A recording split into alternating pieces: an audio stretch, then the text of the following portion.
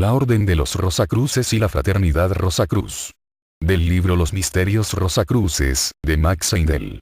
Antes de entrar en una explicación de las enseñanzas de los Rosacruces, bueno será que digamos unas palabras acerca de ellos y del puesto que ocupan en la evolución de la humanidad.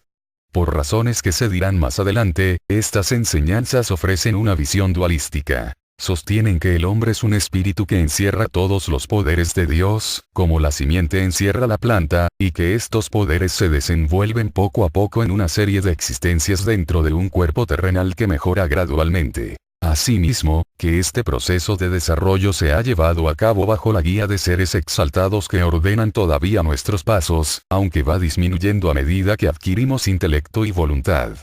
Estos seres exaltados, si bien invisibles a nuestros ojos físicos, constituyen, no obstante, potentes factores en todos los asuntos de la vida, dando a los diferentes grupos de humanidad lecciones que propulsan al máximo grado de eficacia el desarrollo de sus poderes espirituales.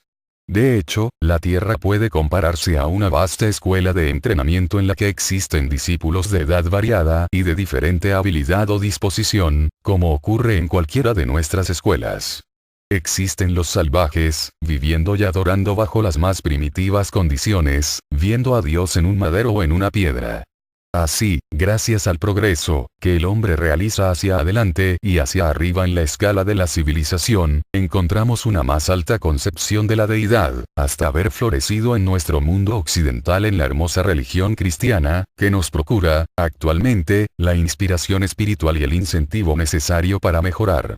Los seres exaltados que la religión cristiana conoce con el nombre de ángeles del destino han proporcionado a cada grupo de la humanidad las varias religiones que conocemos, y su maravillosa previsión los capacita para ver el rumbo de algo tan inestable como la mente humana, pudiendo así determinar qué pasos son necesarios para guiar nuestro desenvolvimiento con respecto a las líneas congruentes al bien universal más elevado. Estudiando la historia de las antiguas naciones encontraremos que, unos 600 años antes de Jesucristo, una gran ola espiritual tuvo su origen en las costas orientales del Océano Pacífico, donde la gran religión de Confucio aceleró el progreso de la nación china, principiando entonces también la religión de Buda a conquistar sus millones de adeptos en la India, y más al oeste tenemos la sublime filosofía de Pitágoras. Cada sistema apropiábase a las necesidades particulares del pueblo al que se aplicaba. Vino entonces el periodo de los escépticos, en Grecia, y más tarde, en ruta hacia el oeste, la misma ola espiritual se manifiesta en la religión cristiana de la Edad Media, cuando el dogma de una iglesia dominante impuso su creencia a toda la Europa occidental. Es una ley en el universo el que una ola de despertar espiritual va seguida siempre por un periodo de materialismo dudoso, y cada una de estas fases es necesaria para que reciba el espíritu igual desarrollo, tanto su intelecto como su corazón, sin ir demasiado lejos en ninguna de las dos direcciones. Los grandes seres mencionados anteriormente, que cuidan de nuestro progreso, toman siempre sus medidas para preservar a la humanidad de este peligro, y cuando previeron la ola de materialismo que comenzó en el siglo XVI con el nacimiento de nuestra ciencia moderna, tomaron las medidas para proteger al oeste, como habían anteriormente salvaguardado al este contra los escépticos, que se vieron contenidos por las escuelas de misterios. En el siglo XIII apareció en la Europa central un gran maestro espiritual cuyo nombre simbólico fue Christian Rosenkreutz. Esto es, Cristiano Rosacruz. Y que fundó la misteriosa Orden Rosacruz, con relación a la cual tantas suposiciones se han hecho sin que gran cosa haya llegado al mundo en general, puesto que es la escuela de misterios del oeste y se abre únicamente para aquellos que alcanzaron el estado de desenvolvimiento espiritual necesario para ser iniciados en sus secretos relativos a la ciencia de la vida y del ser. Si hemos logrado un desarrollo tal que nos permita dejar nuestro cuerpo físico denso y echar un vuelo anímico por el espacio interplanetario, veremos que el átomo físico primario es de forma esférica, como nuestro planeta. Esto es, un globo. Si tomamos un número determinado de globos de igual tamaño y los agrupamos alrededor de uno de ellos, necesitaremos exactamente 12 para ocultar el 13º. Así, también los 12 visibles y el 1 oculto son cifras que revelan una relación cósmica, y como todas las órdenes de misterios están basadas en líneas cósmicas, todas se componen de 12 miembros reunidos alrededor de un 13º, que es la cabeza invisible. Hay 7 colores en el espectro: rojo, anaranjado, amarillo, verde, azul, índigo y violeta. Pero entre el violeta y el rojo existen otros 5 colores invisibles a los ojos físicos, pero que se descubren a la mirada espiritual. En toda orden de misterios existen igualmente 7 hermanos que a veces aparecen en el mundo para realizar allí el trabajo que sea necesario para hacer progresar a aquellos a quienes sirven, pero 5 hermanos no son nunca vistos fuera del templo. Ellos enseñan y trabajan con aquellos que han pasado por ciertos estados de desenvolvimiento espiritual y que pueden dirigirse al templo en sus cuerpos espirituales, hecho que se enseña en la primera iniciación, que suele tener lugar en el exterior del templo, por no ser conveniente para todos visitarlo físicamente. Que el lector no vaya a imaginar ahora que esta iniciación hace del alumno un Rosacruz, como tampoco la admisión de un alumno en una universidad hace de él un miembro de la facultad. Ni aun después de cruzados los 9 grados de esta o de otra escuela de misterios es un Rosacruz. Los Rosacruces son hierofantes de los misterios menores, y aún más allá de ellos hay todavía escuelas donde se enseñan misterios mayores.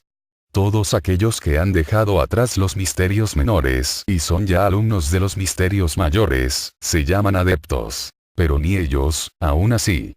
han alcanzado la privilegiada situación de los 12 hermanos de la Rosacruz o de los hierofantes de cualquier escuela de misterios menores, así como no ha obtenido la posición y el conocimiento de los catedráticos de la universidad del alumno que acaba de ser graduado en ella. Uno de los capítulos siguientes versará sobre la iniciación, pero debemos apuntar aquí que la puerta de una genuina escuela de misterios no se abre con llave de oro, sino que se abre únicamente como una recompensa a los servicios meritorios hechos a la humanidad, y todo aquel que se anuncia a sí mismo como un Rosacruz o se encarga de instruir para lograrlo por una cuota monetaria, se tilda de charlatán por cualquiera de estos 2 actos. El discípulo sincero de cualquier escuela de misterios es demasiado modesto para anunciarlo a voz en grito. Desdeñará todos los títulos y honores de los hombres, y no tendrá interés por las riquezas, salvo las riquezas de amor que le concedan aquellos a quienes se le presentó la ocasión y el privilegio de ayudar y enseñar. En los siglos transcurridos desde que fue formada la Orden Rosacruz, sus miembros han trabajado secreta y calladamente, esforzándose en moldear el pensamiento de la Europa occidental mediante las obras de Paracelso, Boheme, Bacon, Shakespeare, Flood y otros. Cotidianamente a la medianoche, cuando las actividades físicas del día están en su más bajo reflujo y los impulsos espirituales en su flujo superior, envían desde su templo vibraciones que agitan y conmueven el alma para contrarrestar el materialismo y para impulsar el desarrollo de las fuerzas del alma. A sus actividades debemos la espiritualización gradual de nuestra mínima ciencia materialista. Con el principio del siglo XX se dio un nuevo impulso y se tomó una nueva posición. Se concibió que debía hacerse algo para dar un aspecto científico a la religión, así como para hacer religiosa a la ciencia, con objeto de que al fin puedan ambas mezclarse, toda vez que hoy en día el corazón y la cabeza, es decir, el sentimiento y el intelecto, están divorciados. El corazón siente instintivamente la verdad de la enseñanza religiosa referente a tales maravillosos misterios como el de la concepción inmaculada, el nacimiento místico, la crucifixión, la muerte mística, la sangre purificadora, el perdón de los pecados y las otras doctrinas de la Iglesia, las cuales rehúsa aceptar y creer el intelecto, porque son imposibles de demostrar y en apariencia están en pugna y en contraste con la ley natural.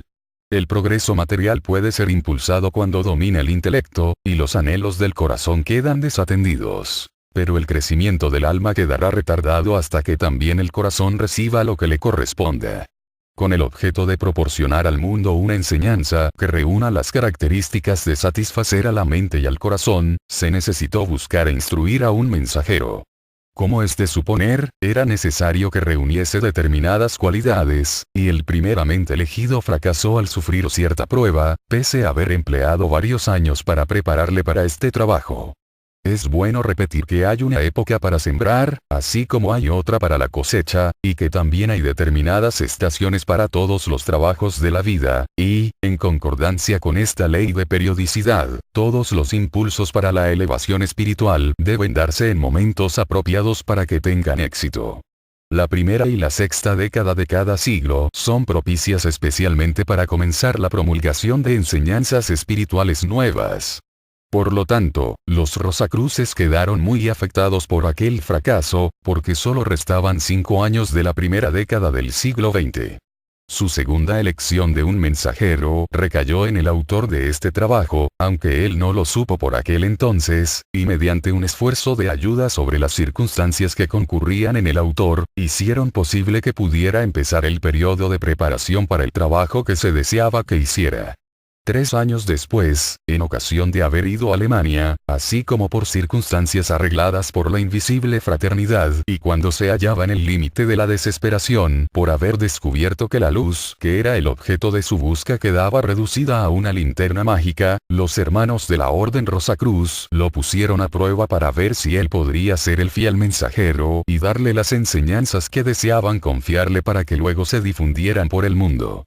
Cuando el autor hubo pasado felizmente la prueba, le dieron la monumental solución para el problema de la existencia, publicada por primera vez en el concepto Rosacruz del Cosmos, en el mes de noviembre de 1909, algo más de un año antes de la expiración de la primera década del siglo XX.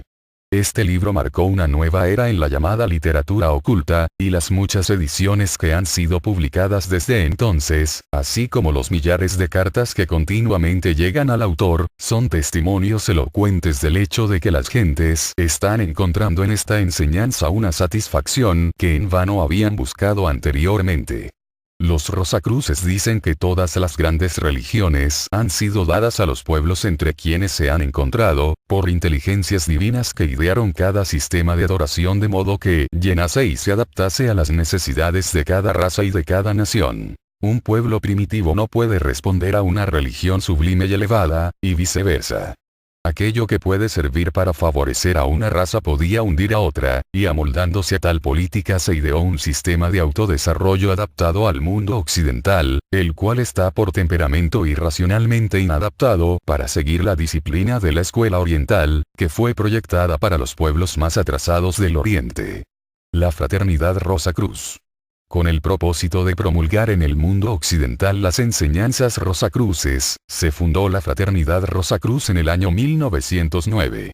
Esta es el heraldo de la edad acuaria, cuando el Sol por precesión vaya a la constelación de Acuario, lo cual traerá al exterior y a la manifestación todas las potencias espirituales e intelectuales en el hombre, que están simbolizadas por tal signo. Al igual que el calor de un fuego calienta todos los objetos dentro de su esfera de irradiación, así también el rayo de Acuario elevará las vibraciones de la Tierra a un tono que somos incapaces de comprender por ahora, aunque tengamos ya demostraciones de los trabajos materiales de esta fuerza en las convenciones que han revolucionado la vida dentro de la memoria de la generación presente. Nosotros nos hemos asombrado ante los rayos X con los cuales se ve a través del cuerpo humano. Pero cada uno de nosotros tenemos un sentido latente, el cual cuando esté desarrollado permitirá al hombre ver a través de un número cualquiera de cuerpos y a cualquier distancia.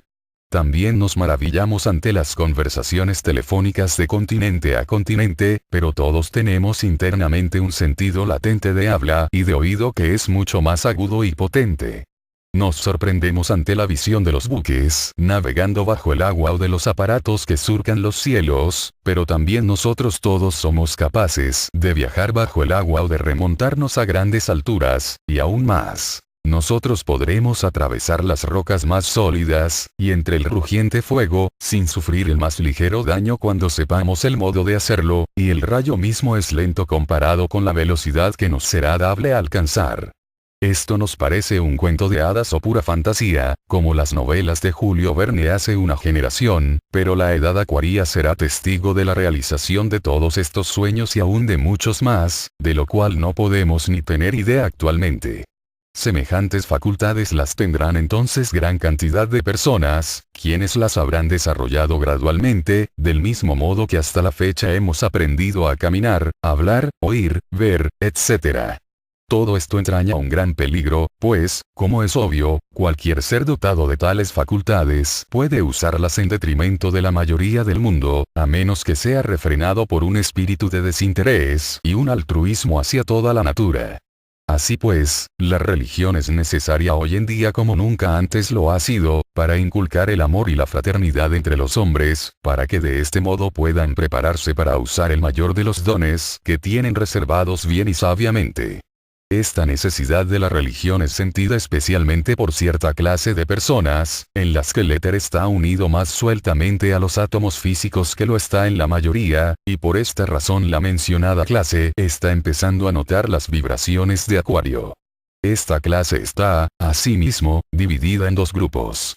En uno de ellos domina el intelecto, y las personas de tal clase procuran, naturalmente, interiorizarse de los misterios espirituales por mera curiosidad y desde el punto de vista de la razón.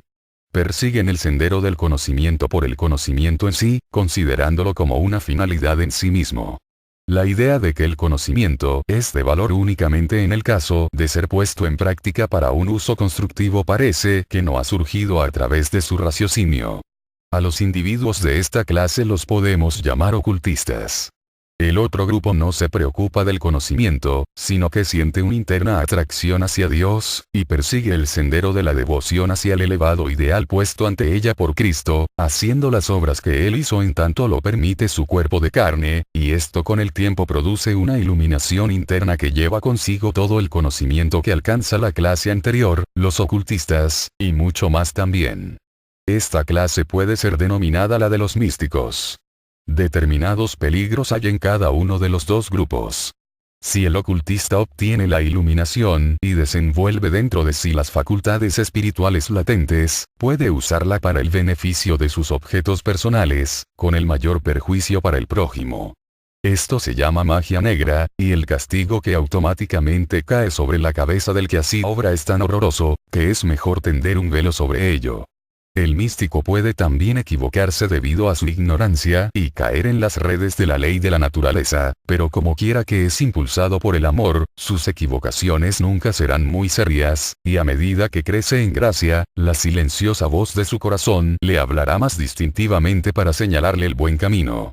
La fraternidad Rosacruz se esfuerza para preparar al mundo en general, y especialmente a los sensitivos en los grupos, para el despertar de los poderes latentes en el hombre, a fin de que puedan ser bien guiados en la zona peligrosa y estén lo mejor preparados que sea posible para el uso de sus nuevas facultades.